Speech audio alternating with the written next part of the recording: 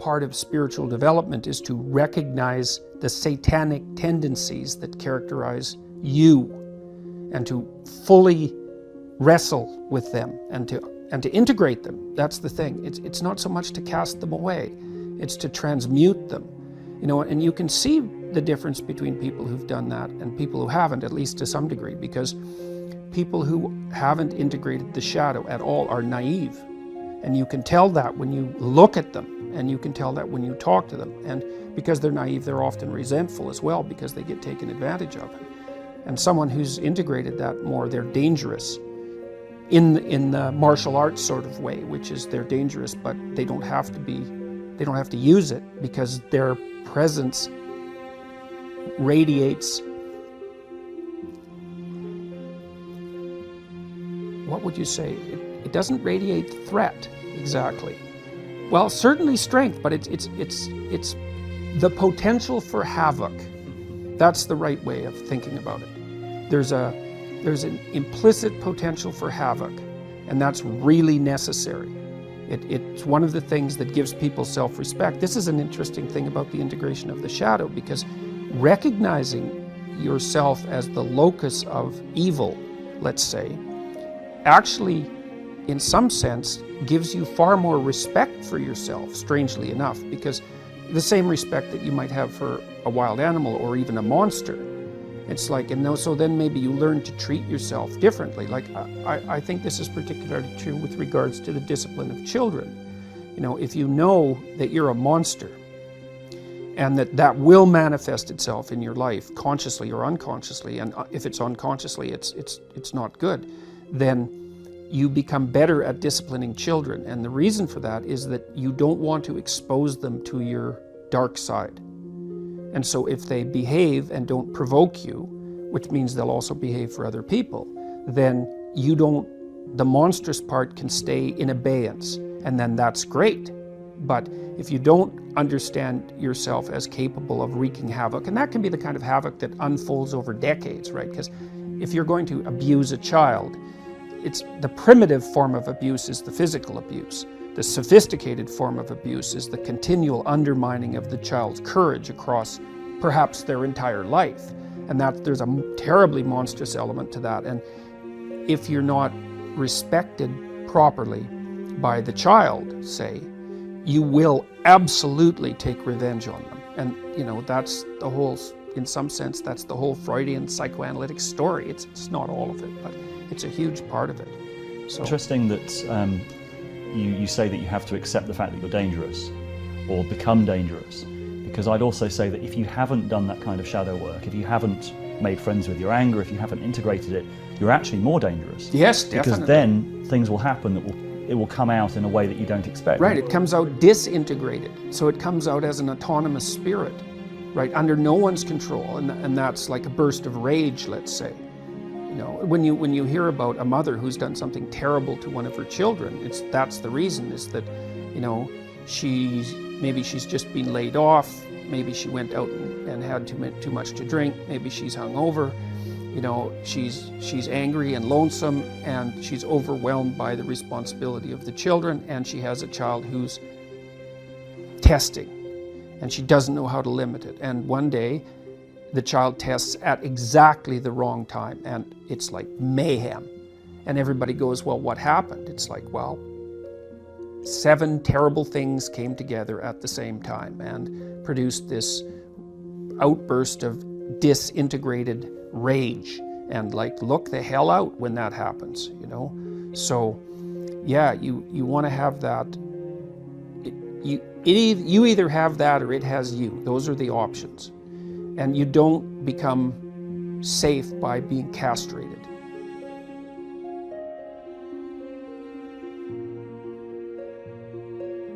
Well, what you want to do is face the dragon and get the damn gold. That's what you want to do. Well, you have to be a paradoxical being even to do that. So, you know, in The Hobbit, it's Bilbo in The Hobbit, you know, he's kind of this little underdeveloped, overprotected Shire dweller, and he's called on a great adventure to go and find the dragon, and he has to become a thief in order to manage it. Well, that's pretty weird, you know. It's like, well, it's because as a good citizen, he's just not enough to conquer a dragon. He has to also become a bad citizen in some sense. He has to incorporate the part of himself that's monstrous, let's say, and develop that and hone it. And that's to say that, well, if you're harmless, you're not virtuous. You're just harmless. You're like a rabbit. A rabbit isn't virtuous. It just can't do anything except get eaten. It's not virtuous. If you're a monster and you don't act monstrously, then you're virtuous. But you also have to be a monster. Well, you see this all the time. Harry Potter's like that too. It's like he's flawed, he's hurt, he's got evil in him. He can talk to snakes, man. He breaks rules all the time. All the time. He's not obedient at all. But you know, he has a good reason for breaking the rules. And if he couldn't break the rules, him and his little clique of rule-breaking, you know, troublemakers, if they didn't break the rules, they wouldn't attain the highest goal. So it's very peculiar, but it's a very, very common mythological notion. You know, the hero has to be a monster, but a controlled monster. Batman is like that, you know. I mean, it's everywhere. It's the story you always hear. One question is, you know, you're kind of implicitly moral insofar as you're socialized.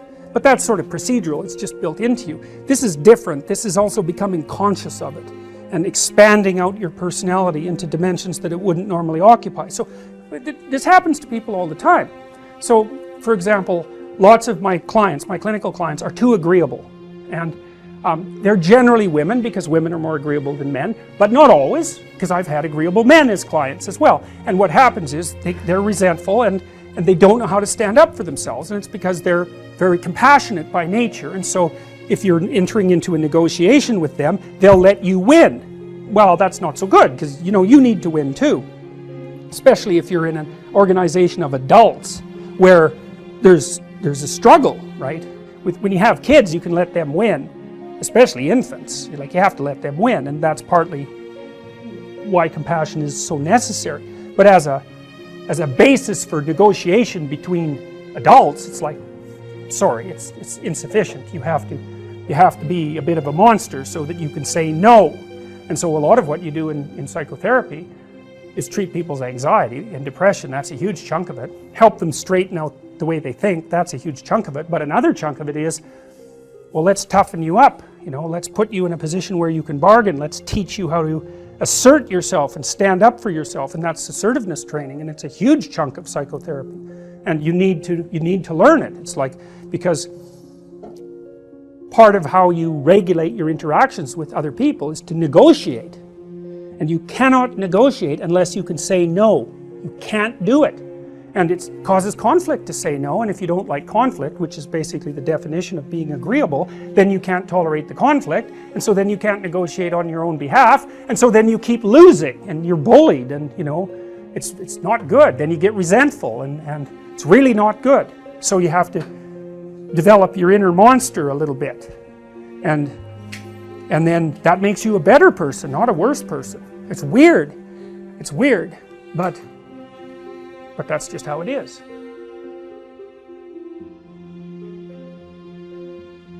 So the question is, why do people pursue rewards that don't produce this resonance? They don't have a value hierarchy.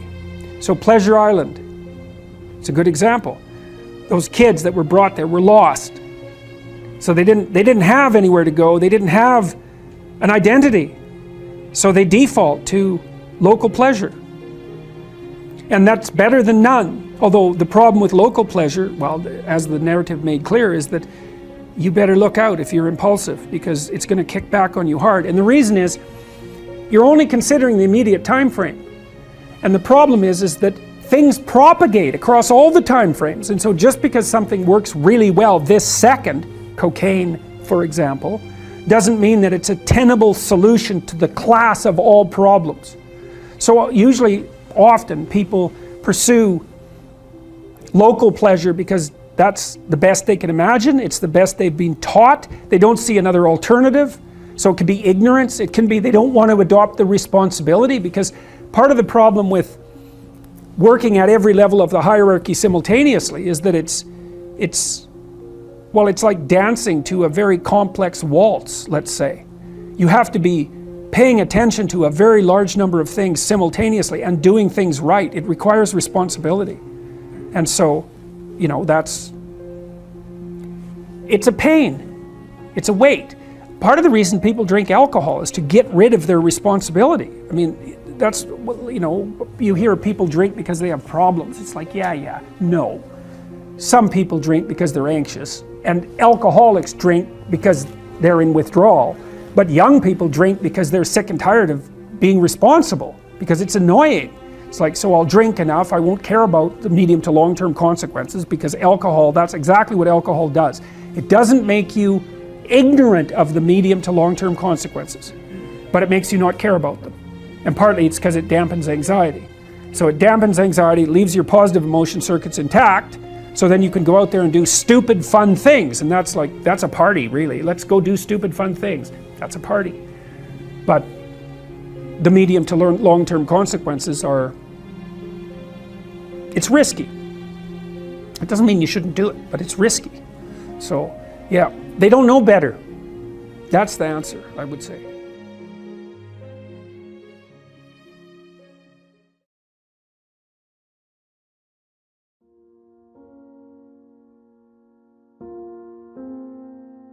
When I talk to people about doing the future authoring program, they often put it off, and it's not surprising because it's hard. But it's more than that. They think, well, I don't know how to write. I'm going to do a bad job. I don't really like assignments. I'm going to have to do it perfectly. I need to wait till I have enough time. And like one of those is enough to stop you cold, and all 5 of them, you're just done. And so I tell people, do it haphazardly, a tiny bit at a time, and badly, because you can do that. I tell my students when they're doing their theses, master's thesis, write a really bad first draft. And then we have a little conversation about that, because they don't think I mean that. Because it sounds like a cliche in some sense. It's not a cliche. It's not a cliche at all. It means you're a terrible writer. But if someone put a gun to your head and said, you have to have your 100-page thesis done by next Monday, or I'll shoot you, but I don't care how terrible it is, you would sit down and write it. And the thing is, then you have it, right? Then you have something, and then you can fix it. You can iterate and fix it. That bad first draft, that's the most valuable thing. And so that's what you need. You need a bad first draft of yourself. And there's an idea that Jung developed about the trickster and the jester, the comedian, right? That the trickster is the precursor to the savior. That's one of the things I learned from Jung that was just, it's so unlikely. You'd never think that. It's so amazing that might be the case. But the satirical and the ironic and the troublemaker, the comedian, the fool is the precursor to the savior. Why? Because you're a fool when you start something new. And so if you're not willing to be a fool, then you'll never start anything new. And if you never start anything new, then you won't develop. And so the willingness to be a fool is the precursor to transformation. And that's the same as humility. And so if you're going to write your destiny, you can do a bad first job. You're going to get smarter as you move forward. That's the thing, is that, so something beckons to you. That's what happens here. Maybe the star that Geppetto wished on was the wrong damn star, but at least it was a star, right? At least it was in the sky. At least it moved him forward. And so you say in your life, well, something grips you and fills you with interest. And you think, well, should I do that? And the answer is, if not that, then something. What if it's a mistake? It's a mistake. Rest assured. What do you know? You're going to stumble around, right? And what's going to happen is this. You're going to move, you're going to not stay in stasis. You're not going to wander around in circles. And I see people like that. They said, well, I never knew what to do, and now I'm 40. It's like, that's not so good. That's not so good. And you might say, well, and there is a literature too that suggests that people are a lot more unhappy when they look back on their lives about the things they didn't do than they are about the mistakes they made while they were doing things. And so that's really worth thinking about too, because there's redemptive mistakes. And a redemptive mistake would be a mistake that you make when you go out and try to do something. You know, you think, okay, I'm going to try to do this. And you're not good at it. You make a bunch of mistakes. It's like, well, what's the consequence? If you pay attention, is you're not quite so stupid anymore. That's the thing, is you've been informed by the results of your errors. And so what happens is, you follow the beacon, you follow the light. And you're blind, so you don't know where the light is. It's dimly apprehended only, and you're afraid to follow it. But you decide to take some stumbling steps towards it. And as you take stumbling steps towards it, you become illuminated and enlightened and informed.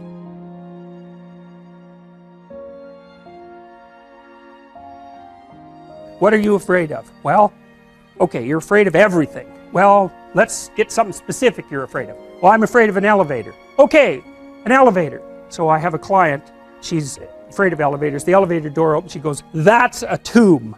And I thought, oh, wow, I thought it was an elevator. But for you, it's not a bloody elevator. It's death. And so that's what you're afraid of. It's worse than that. You're afraid of being trapped inside there in the dark alone, not knowing if anyone is going to rescue you, stuck there with your damn imagination, freaking out. It's like, and if that's not, and then maybe you have a heart attack because you're so terrified and you die. It's like, you know, so that's the elevator. Well, it's no bloody wonder no one's going to get into something like that. And then maybe underneath that is your distrust in the mechanisms of society, right? Because, you know, a normal person, those weird creatures, they'll get an elevator, what the hell, they don't care. And partly it's because they have an implicit belief, even if the thing stops, somebody will come along and rescue them. And usually you don't even think about it, right? It's like, oh, what the hell, it's an elevator. It's like, the danger is invisible to you.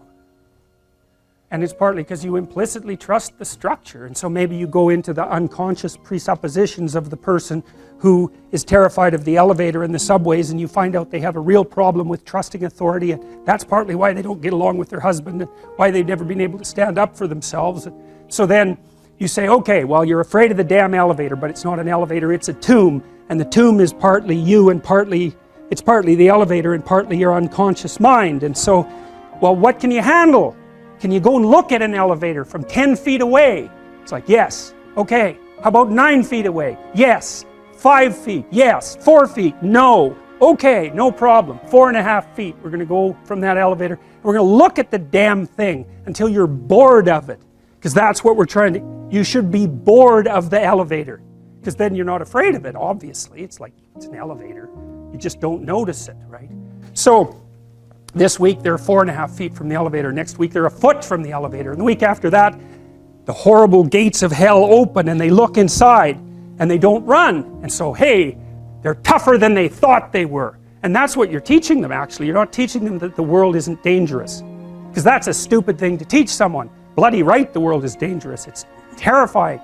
And sometimes people they realize that. And the veil lifts. And they see horror everywhere. They see that. And then they think, well, I'm just a little rabbit. I'm over here in the corner. I can't move. I'm petrified.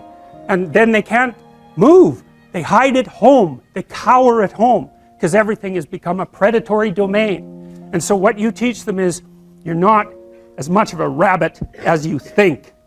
And part of that is that you help them grow some teeth so that they can go home and have that fight with their husband that they should have had 25 years ago. And it happens very frequently with agoraphobic clients that you get them so they can go on the damn elevator and they can go on the subway and they can take a taxi. Maybe they learn to drive.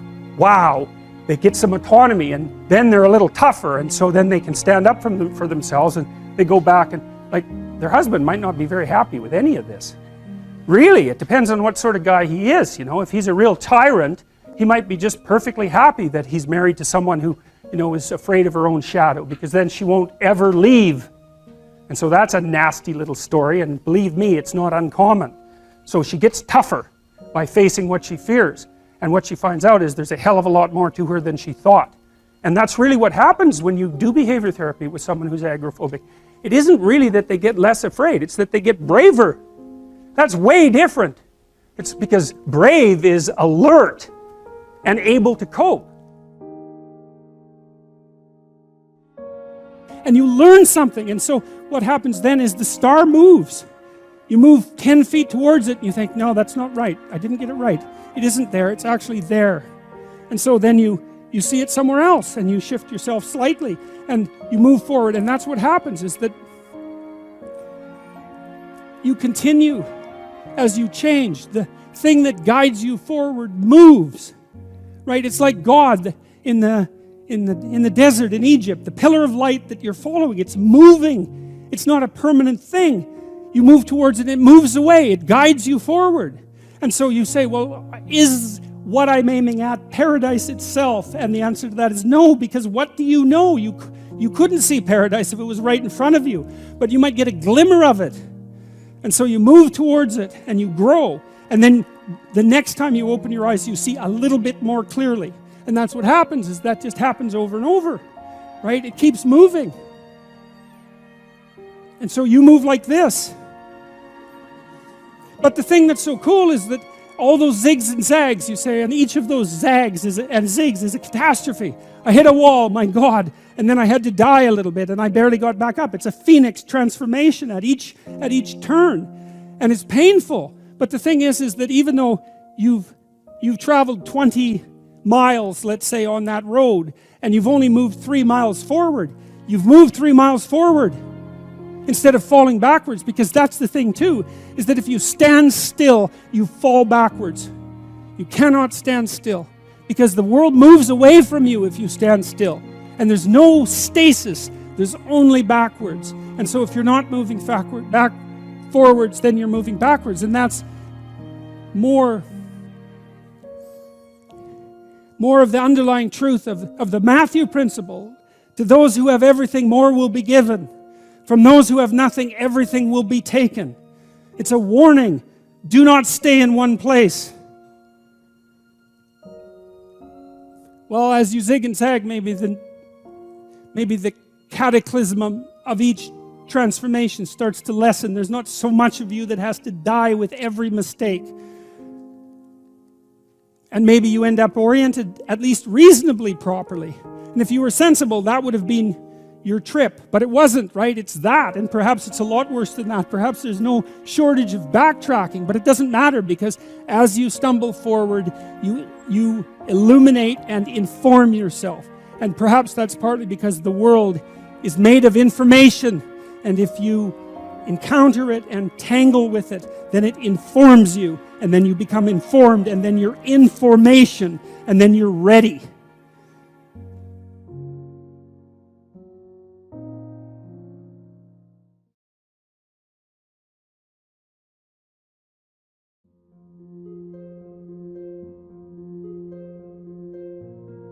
Because it could be that there are ways of being in the world that justify the world. And there are ways of being in the world that make the world unbearable. And I believe that the narrative that runs through the biblical stories is precisely a dialogue between those two types of being. And the optimistic part of the story is that being requires limitation and suffering. There's no escape from that. But there are modes of being that allow that to be perhaps even more than tolerable. Perhaps there are modes of being that allow that to be good. And it's a straight and narrow road. It's a very difficult road to tread. So I think, well, that's possible. You know, I'm not an optimist by nature. But that's one of the things that I've conceptualized and read about that I actually find plausible, because it's certainly the case, everyone knows this, that there are ways that you can act that make things worse. Everyone knows that. And so if that's the case, there has to be the opposite, right? There has to be ways that you could act that make things better. And obviously you can act in ways that make things really way worse. And so the question is, well, are there ways that you can act that make things really much better? And I think that's the question, is can we have our cake and eat it too? Can we have the being that requires limitation and suffering, and also simultaneously transcend that by our mode of being? And I believe that the biblical stories, and perhaps not only the biblical stories, but the biblical stories are one of the human imagination's best attempts to address and answer that question. That's what the entire story is about. So the first of it is the catastrophe of the collapse of self-consciousness and the entrance of humanity into history. And the rest of it is, okay, now we're in history. Now we know that we're going to die. We know about our mortality. We're conscious of our own being. Is there a mode of acting in the world that allows that to be justifiable, or maybe even more, that allows that to be triumphant? And then I would also say, maybe it's worth finding out, you know.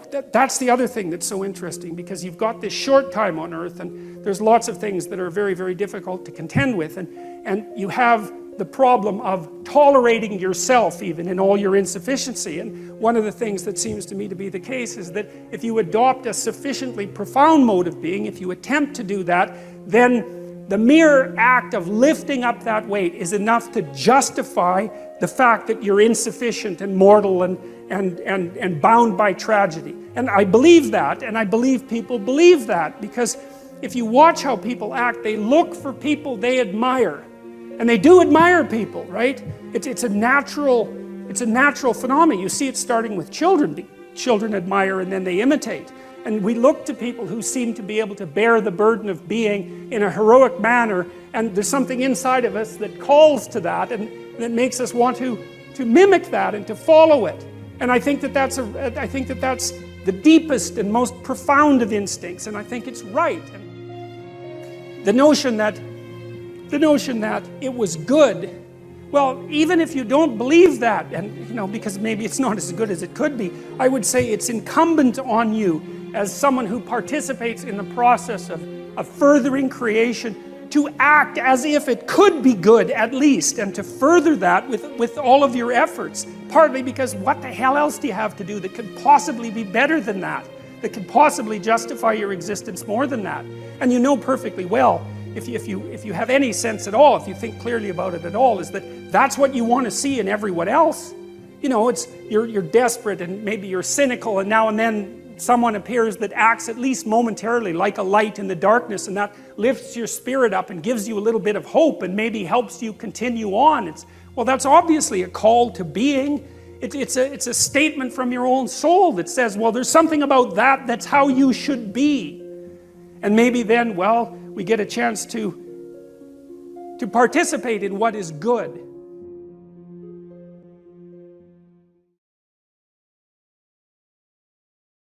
You might have heard about B.F. Skinner. He used food pellets to motivate his rats, but what you don't know about Skinner is that those rats were starved to 3/4 of their normal body weight. So they would work for food, man. So Skinner's rats were kind of oversimplified, but you can get rats to work for food. They don't have to be that hungry. You can get them to work for food, and they'll do all sorts of things. They'll press levers, and they'll open doors, and they'll solve problems, and they'll do all sorts of things. And one of the things you can do to kind of measure how much the rat is motivated is, let's say you've run him through a maze and he knows there's some food at the end of the maze. You can tie a little spring to his tail and see how hard he pulls when you open the door to the maze. So because that's how much work the rat is willing to do, so you can measure that. Or you can see how fast he skitters down the maze, and you can get an estimate about the rat's motivation. And so then you might say, well, how motivated is a hungry rat? And the answer would be, depends on how hungry he is. But there's another answer. It also depends on what's chasing him when he's going after the food. So if you have a rat and you have food over here and you waft in some cat odor, rats hate cat odor, and it's innate. They never have to see or smell a cat to be absolutely petrified by cat odor. And so if you waft in some cat odor and then open the door, that rat will zoom to that food a lot faster than it will if it's just hungry. So a rat running away from something that it doesn't want towards something that it does want is a very motivated rat. And so one of the things we did with the future authoring program that's germane to this idea of terror, because there's this idea in the Old Testament that the fear of God is the beginning of wisdom, and it's a pretty harsh idea. But there's something really useful about it, because one of the things you see with people all the time is that maybe they're trying to stumble forward towards their ideal, as poorly defined as it might be, but then they're afraid, right? They're afraid about what they might encounter, and that stops them, because fear does stop people. It freezes you like a prey animal, and so people move ahead, but then they get afraid, and then they stop moving ahead. And that's not so good, because negative emotion is a really powerful motivator. So we're more motivated by negative emotion than positive emotion, quantitatively speaking. Quantitatively speaking, you can measure that. And that's, I think, because we can only be so happy, but we can really be suffering and dead, So we have to pay more attention to the negative.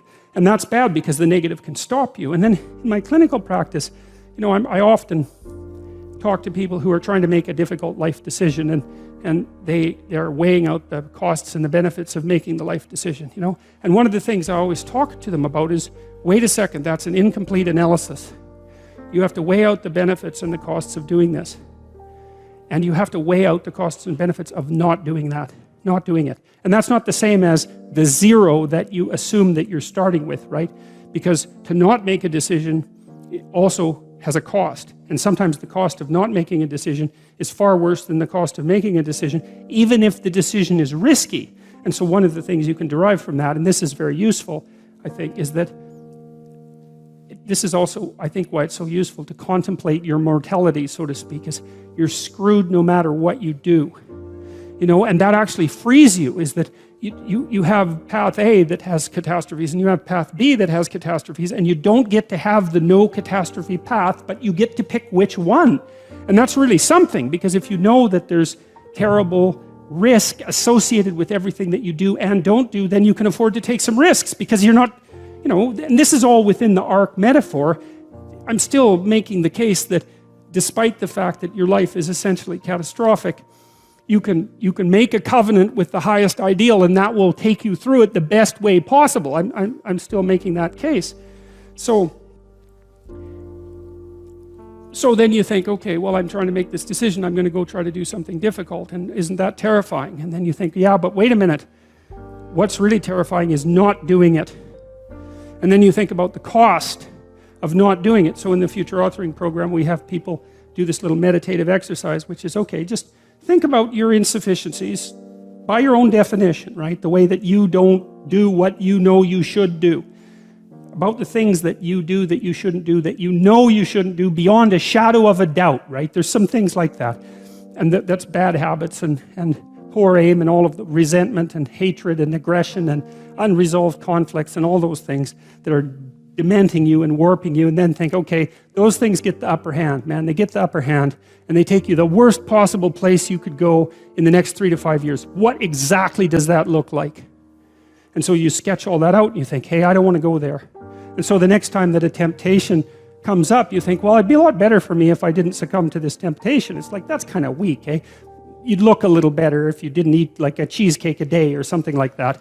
You know, that's something, but it's not the same as I'm going to have diabetes and I'm going to lose my damn leg in 5 years if I don't get my eating under control. That's motivating. And so then the temptation comes along and you think, oh, how about no? Seriously, how about no? Not just because a higher good would be obtained if I avoided it, but because a terrible catastrophe would be averted if I didn't.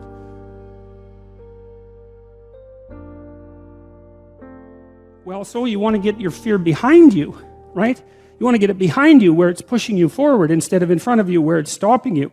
And you get your fear behind you, pushing you forward by actually thinking through the consequences of not putting your life together. And the least of those is that you waste it and suffer, right? Because you're going to suffer anyways, man. So you waste it and suffer. That's a bad deal. Because maybe if you're going to suffer, you could at least do something noble and glorious and upright and powerful and honorable and admirable and helpful and difficult. You know, that's just so much better. And maybe that's good enough so that you think, hey, you know, little suffering, it's basically worth it. At least it's a way forward, you know? At least it's a way forward.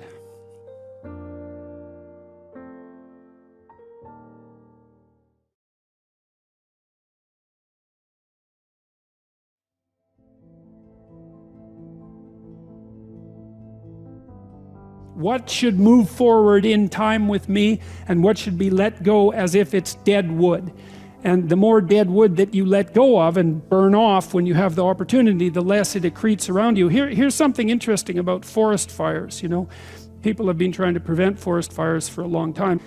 The forest fire can burn so hot that it burns the topsoil right off. In which case you don't have a forest at all anymore, you just have a desert. And lots of trees are evolved to withstand forest fires of a certain intensity, and some won't even release their seeds unless there's been a fire.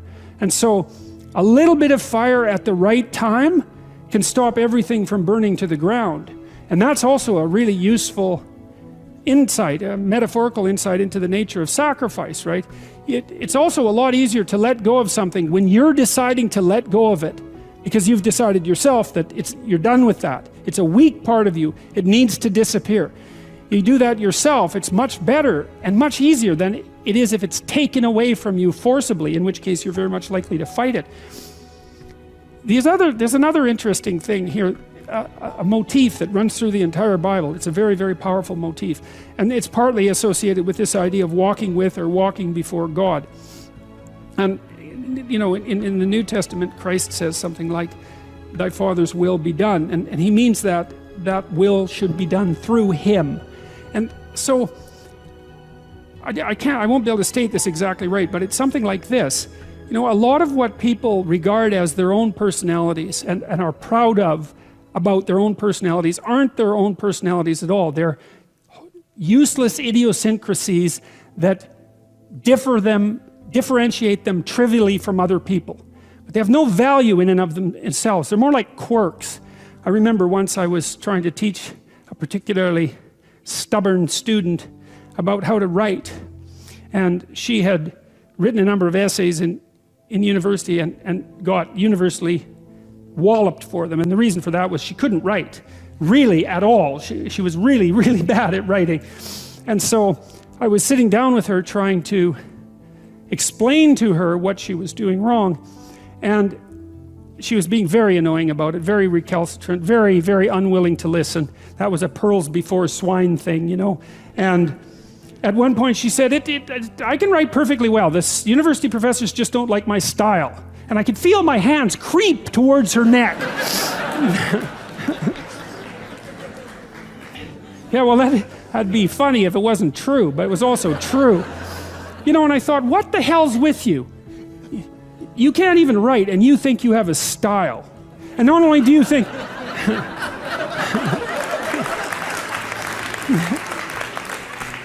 Yeah, not knowing how to write is not a style. That's the other point, right? And so, you know, she instead of humbling herself, which was necessary and okay, right? Because she was a new university student. It's like, of course you don't know how to write. When were you going to learn? In school? I don't think so. Well, so she was proud of her insufficiency. That's arrogance, right? That's not humility. It's self-deception and arrogance. To be proud of your insufficiency, that's a very foolish thing. And that means to cling to the parts of you that are dead.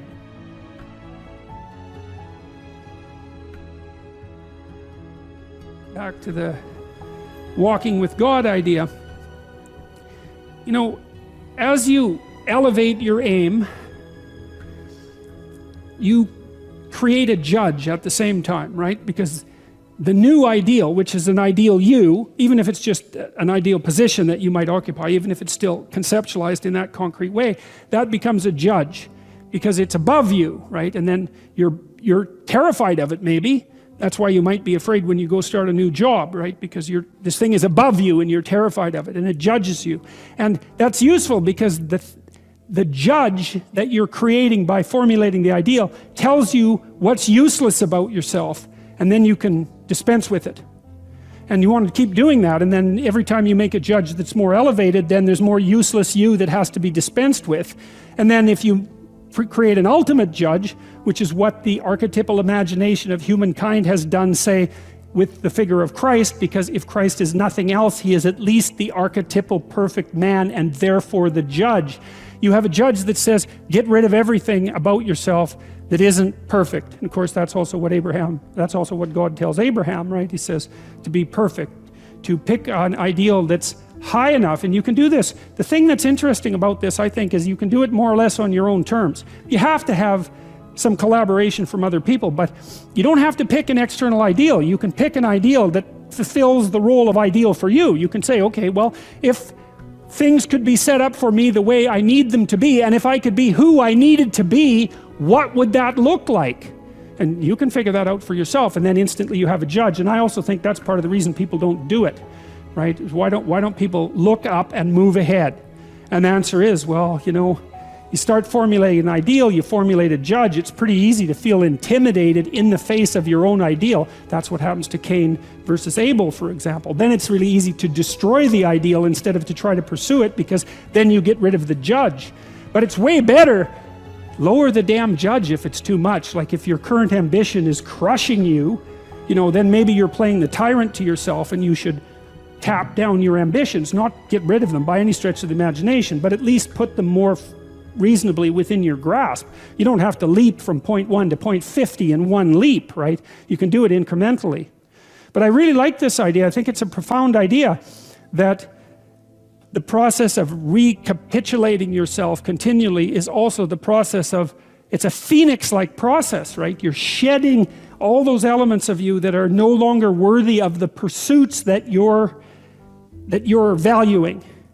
And then I would say the idea here is that as you do that, you shape yourself ever more precisely into something that can withstand the tragedy of life and that can act as a beacon to the world. That's the right way of thinking about it. Maybe first to your friends and then to your family. It's like it's a hell of a fine ambition, and there's no reason that it can't happen. You know, every one of you knows people who are really bloody useful in a crisis, and people that you admire, right? Those are all, you can think of all those people as you admire as partial incarnations of the archetypal Messiah. That's exactly right. And the more that that manifests itself in any given person, then the more generally useful and admirable that person is in a multitude of situations. And we don't know the limit to that. But people can be unbelievably good for things, you know. It's really something to behold.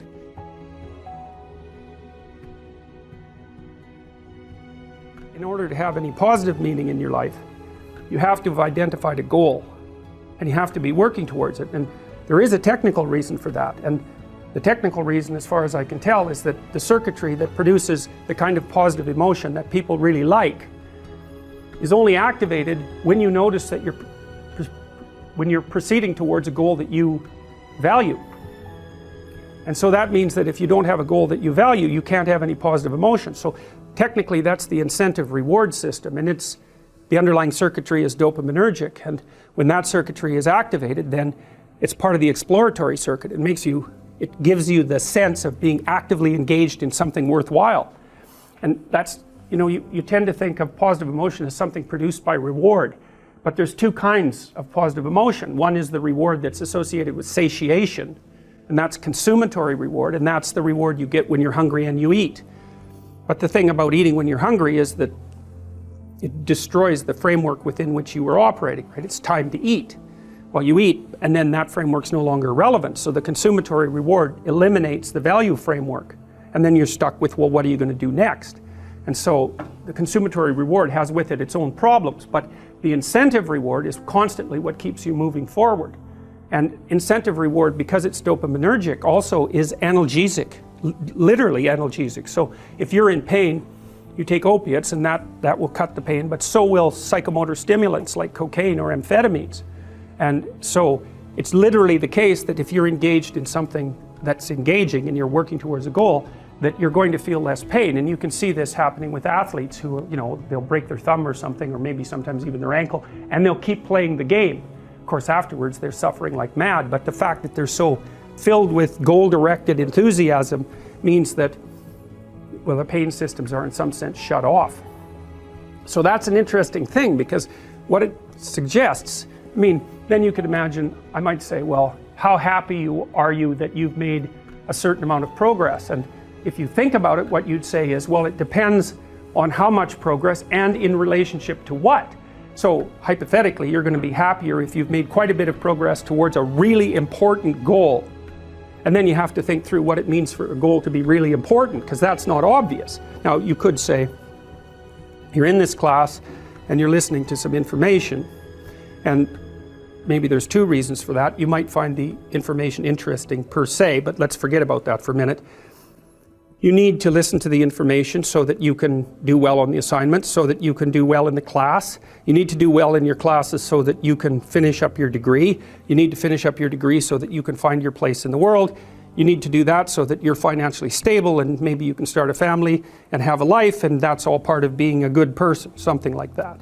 And so that's a hierarchy of goals, and you might say that being a good person would be the thing, however vaguely thought through, that's at the top of that hierarchy. And then when you're doing things that serve that ultimate purpose, then you're going to find those more meaningful, and that meaning is actually produced as a consequence of the engagement of this exploratory circuit that's nested right down in your hypothalamus. It's really, really old. It's as old as thirst and it's as old as hunger. It's really an old system.